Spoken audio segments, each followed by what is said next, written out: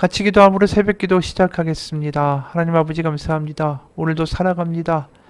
그냥 사라지는 인생이 아니라 주님 안에 의미 있는 하루, 하나님의 나라를 경험하며 하나님의 나라를 체험하고 선포하며 생명을 줄 수 있는 하나님의 은혜의 통로가 되는 하루가 되게 하여 주옵소서.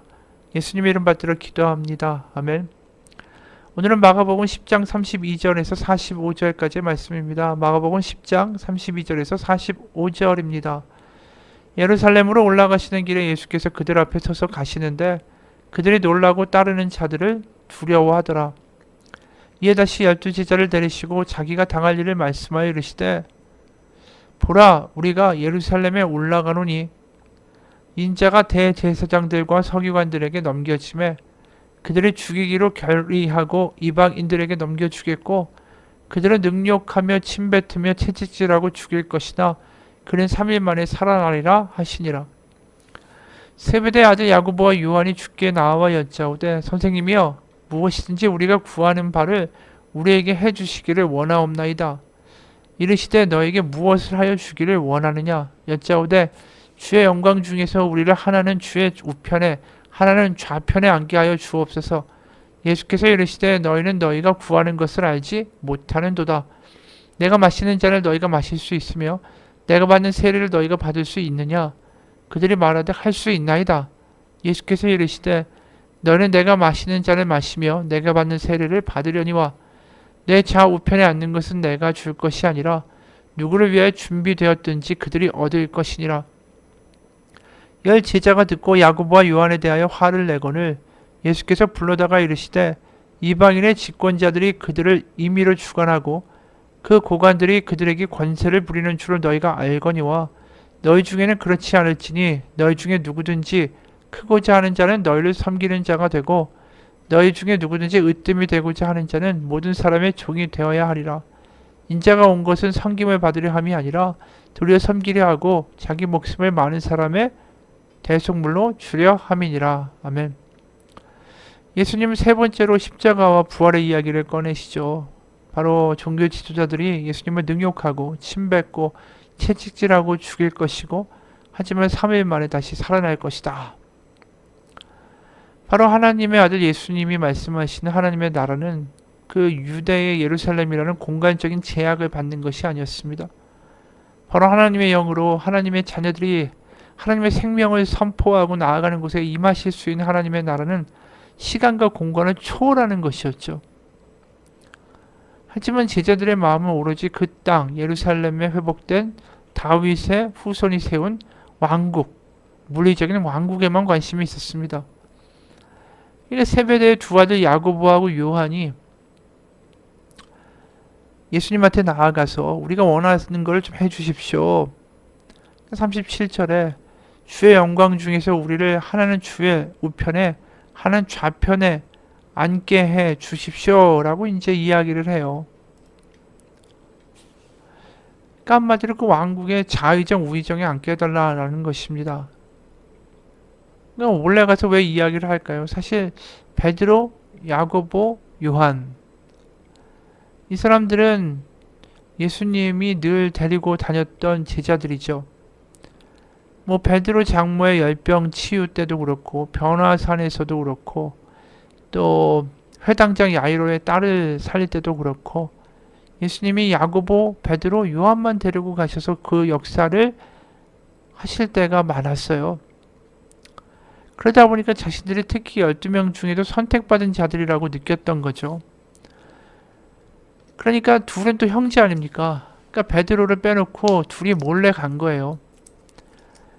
그래서 높은 자리에 우리를 앉게 해달라고 하니까 베드로가 열받았죠. 자신이 수지자인데 자기를 빼놓고 이러한 일을 하다니 내가 그 예수님께 무리를 걷게 해달라고 해서 배에서 뛰어내린 거가 바로 나고 예수님이 특히 자신이 주는 그리스도십니다라고 고백하니까 내가 이 반석 위에 내 교회를 세우고 음부의 권세가 이기지 못할 거고 내가 천국 열쇠를 너한테 줄 거니까 네가 땅에서 무엇이든지 매면 하늘에서도 매일 거고 네가 땅에서 무엇이든지 풀면 하늘에서도 풀릴 것이다. 이런 엄청난 약속을 사실은 그 마태복음 16장에서 베드로에게 주신 적이 있지 않습니까? 그러니까 이게 베드로로서는 양보할 수가 없는 거죠. 베드로 몰래 가가지고 우리 좌우편에 앉게달라고 하는 야고보 요한에 대해서 이 화가 나는 거예요. 그런 상황에서 다른 제자들도 또 가만히 있습니까? 그러니까 지지고 볶고가 난리가 난 거죠. 그러니까 41절에 열지자가 듣고 야고보와 요한에 대하여 화를 내거늘 이 분노를 한 거예요. 그러니까 예수님이 다시 제자들을 부르시죠. 42절 이방인의 집권자들이 그들을 임의로 주관하고 그 고관들이 그들에게 권세를 부리는 줄을 너희가 알거니와 너희 중에는 그렇지 않을지니 너희 중에 누구든지 크고자 하는 자는 너희를 섬기는 자가 되고 너희 중에 누구든지 으뜸이 되고자 하는 자는 모든 사람의 종이 되어야 하리라. 전에도 얘기하셨듯이 이 하나님의 나라는 세상의 피라미드 구조가 역전되는 거죠. 그러니까 내가 작아지고 내 안에 하나님이 커지시는 자. 그러니까 내가 나에 대한 관심이 적어지는 거예요. 내가 세상 가운데 작아지고 내가 세상 가운데 어떻게 보이는 거에 대해서 개의치 않게 되는 것은 내 마음이 항상 하나님에 대하여 생각하고 있기 때문이죠. 그러니까 나의 정체성이 세상에서 규정하는 정체성이 중요한 게 아니라 세상에서의 어떤 종이든 세상에서의 하등 낮은 지위를 가진 사람이든 이게 중요한 게 아니라 내가 하나님의 자녀라는 사실이 나에게 주는 감격이 훨씬 더 그 정체성으로서 강력한 거예요. 그러니까 그런 사람들이 정말로 하나님이 이뻐하시고 그들을 내 아들이다 딸이다 으뜸으로 삼으신다 그 이야기를 하시는 것입니다.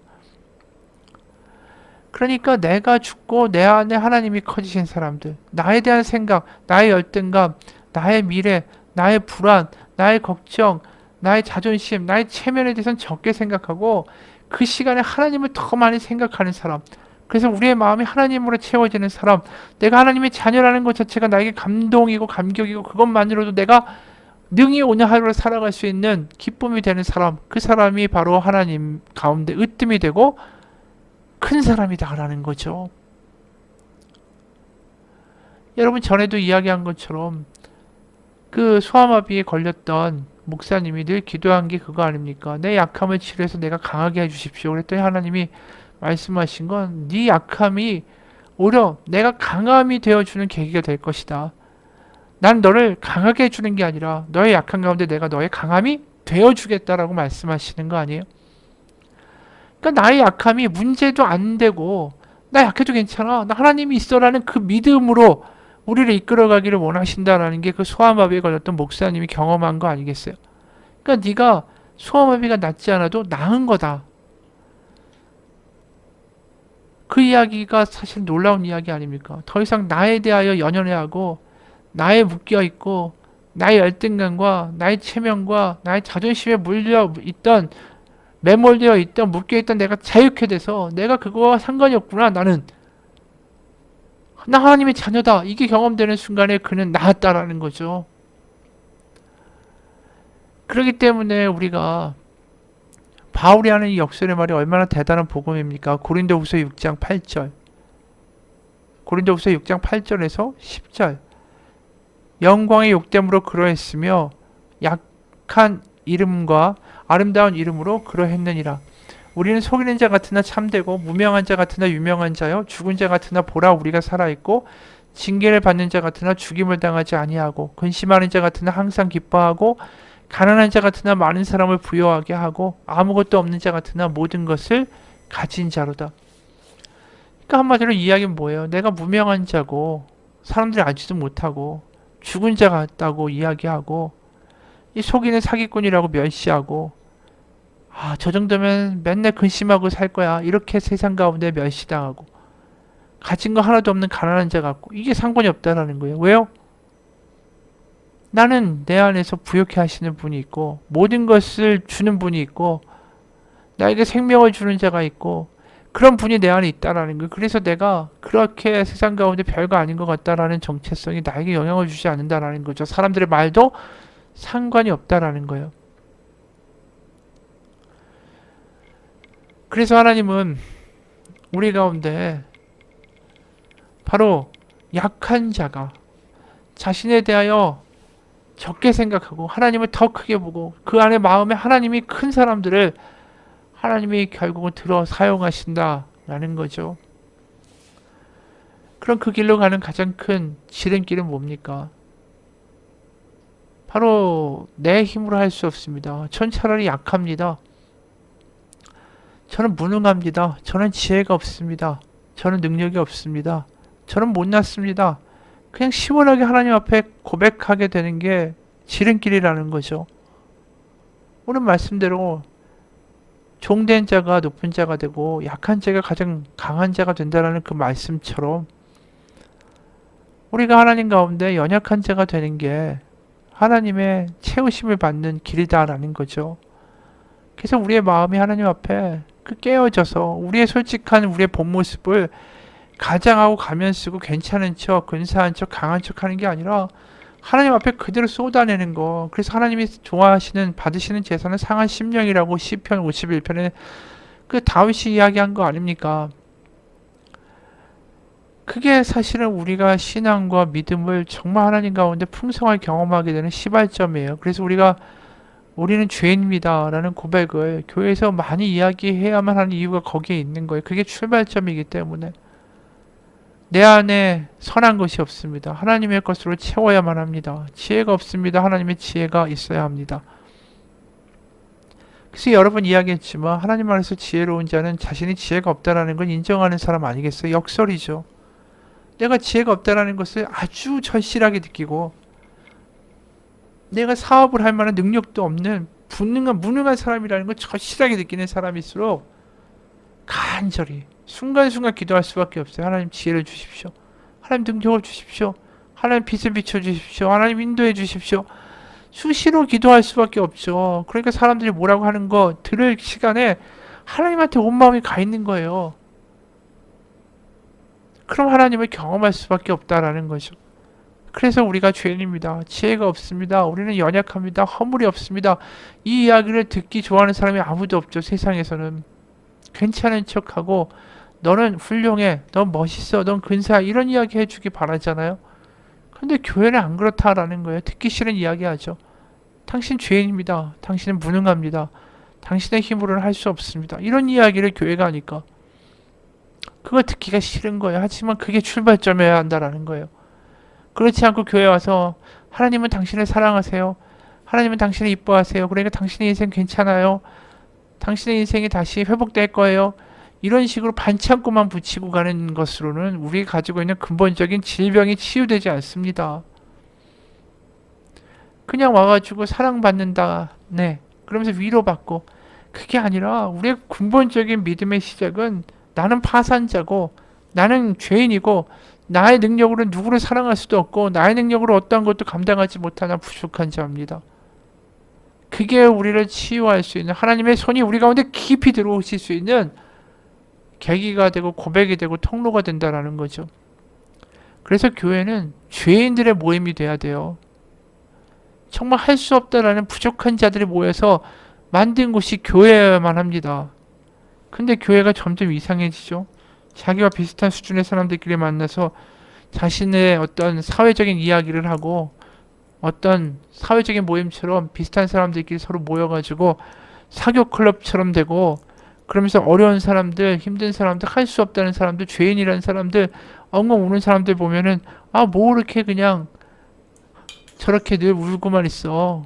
그리고 왜 이렇게 능력이 없어. 이런 이야기를 하면서 그 사람들과 거리를 멀게 하는 그런 존재들이 있다면 그 교회들이 엉망이 되는 거죠. 사교 클럽이 되는 거예요. 교회는 솔직한 사람들의 모임, 죄인의 모임, 안 된다라는 걸 고백하고 당당하게 그걸 이야기할 수 있는 셀 모임, 그런 곳이 교회가 되어야 됩니다.